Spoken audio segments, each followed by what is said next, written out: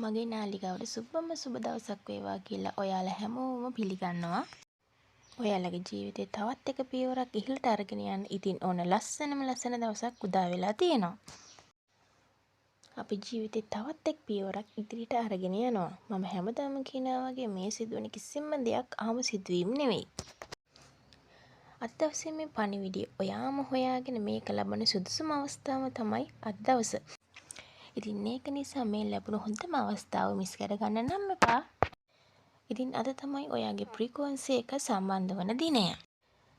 ඉතින් මේ වීඩියෝ එක දාලා අවුරුද්දක් ඉදිරියට ගියත් අවුරුදු දෙකක් ඉදිරියට ගියත් අවුරුදු 10ක් ඉස්සරහට ගියත් මේ වීඩියෝ එක ඔයාට ලැබෙන්න පුළුවන්. ඉතින් මේ වීඩියෝ එක ඔයාව හොයාගෙන එන දවසේ ඔයා මේ වීඩියෝ එක ඇසිය යුතුමයි. අන්න ඒ දවස තමයි ඔයාට වාසනාවන්තම දවස කියලා මම කියනවා. ඉතින් අනිවාර්යයෙන්ම මේ වීඩියෝ එක නම් මිස් කරගන්න එපා. ඉතින් මම සාමාන්‍යයෙන් මේ වීඩියෝස් දාන්න කලින් මේ පණිවිඩයන්ට හරි අය වෙතම ලබන්න මැසේජ් කරනවා. ඒට හේතුව තමයි මේ වටිනා කාරණාවන් හරිම අය වෙත යවන එක තමයි මගේ අරමුණ. ඉතින් මේ වීඩියෝස් වලට ඔයාලා හිතනවට වඩා ලොකු බලයක් තියෙනවා. ඉතින් ඔයාලට අද කියන පළවෙනි කාරණාව තමයි කුමන හෝ අවස්ථාවකදී දැනලා තියෙනවද මම අනිත් අයට වඩා මම මගේ යාළුවන්ට වඩා පිටුපසින් සිටින්නේ, මගේ නෑදෑයන්ට වඩා පිටුපසින් සිටින්නේ, සහෝදර සහෝදරයන්ට පිටුපසින් සිටින්නේ. ඒ වගේ කවදා හරි දෙයක් ඔයාට දැනලා තියෙනවද? ඒ වගේ හැඟීමක් කවදා හරි ඔයාට දැනලා තියෙනවද? ඉතින් ඔයාට කොයි වෙලේ හරි ඒ වගේ හැඟීමක් දැනලා තියෙනවා නම් දැන් විශ්වය කියනවා ඔයා ඒ කිසිම දෙයකින් පිටුපසට ගිහින් නැහැ කියලා. කිසිම කෙනෙකුට පිටුපසට ගිහින් නැහැ කියලා දැන් විශ්වය කියනවා. ඔයා කිසිම දවසක මන්දගාමී නැහැ කියලා විශ්වය කියනවා. ඔයා හරියටම ඉන්න ඕන තැන තමයි මේ ඉන්නේ කියලා ඔයාගේ විශ්වය පැහැදිලිවම ඔයාට කියනවා. ඉතින් මේ විශ්වය කියනවා සමහර වෙලාවට සමහර දේවල් ඔයාට දැනෙන්නේ නැහැ කියලා. ඉතින් සමහර දේවල් සමහර වෙලාවට ඔයාට දැනෙන්නේ නැති වුණත් ඔයාට ඒක ෆීලිං වෙන්න පුළුවන්. ඔයා අතරමං වෙලා වගේ ඔයා තනි වෙලා වගේ ස්වභාවයක් ඔයාට දැනෙන්න පුළුවන්. ඉතින් ඔයාගේ විශ්වාසය ගැන ඔයා අවධානයෙන් ඉන්න. ඒ කියන්නේ මොකක්ද? මොකක් හරි සිතුවිල්ලක් ඔයාට ඇති වුණොත් මට මේක නැහැ මේක කරගන්න බැහැ වගේ ඍණාත්මක සිතුවිල්ලක් ඔයාගේ සිතට ඇතුළු වුණොත් ඒ සිතුවිල්ල ඔයාගේ අවදි සිතින් ප්‍රශ්න කරයි. I can't මට බෑ කියලා දැනුනොත් ඇත්තටම මට බැරිද? ඒක මම හිතපු දේ මම හිතින් හදාගත්ත දෙයක්ද නැත්නම් මම එවපු දෙයක්ද නැත්නම් ඔයාගේ ඔළුවට දාපු දෙයක් වෙන්නත් පුළුවන්. ඊට පස්සේ ඔයාටම ඒක කල්පනා කරනකොට තේරෙයි මේක මම හිතින් හදාගත්තු දෙයක් කියලා. මට බැරි නැහැ මට පුළුවන් කියලා.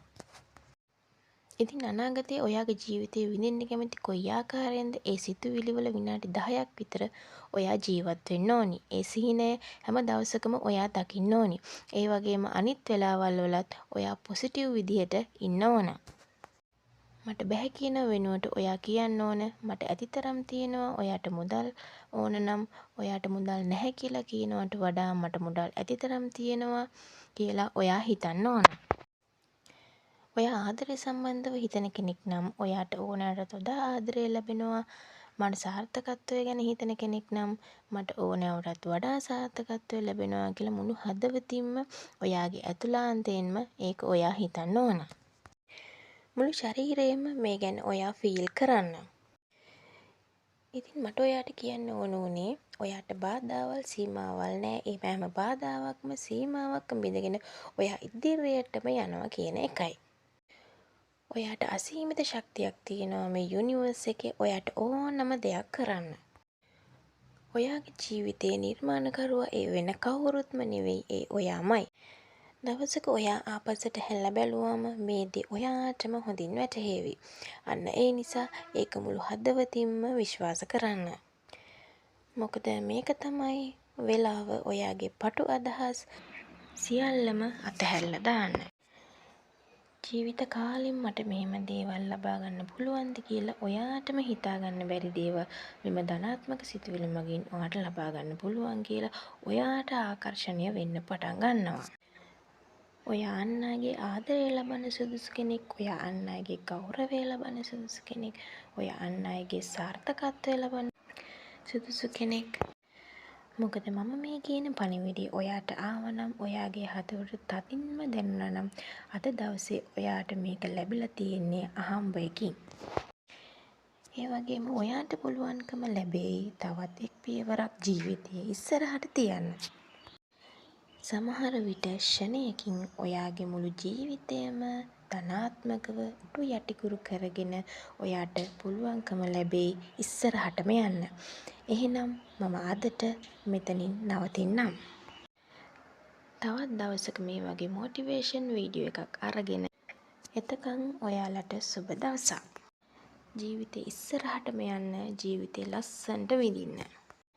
එහෙනම් මම ගිහින් එන්නම්. ඔයාලට සුබ දවසක්.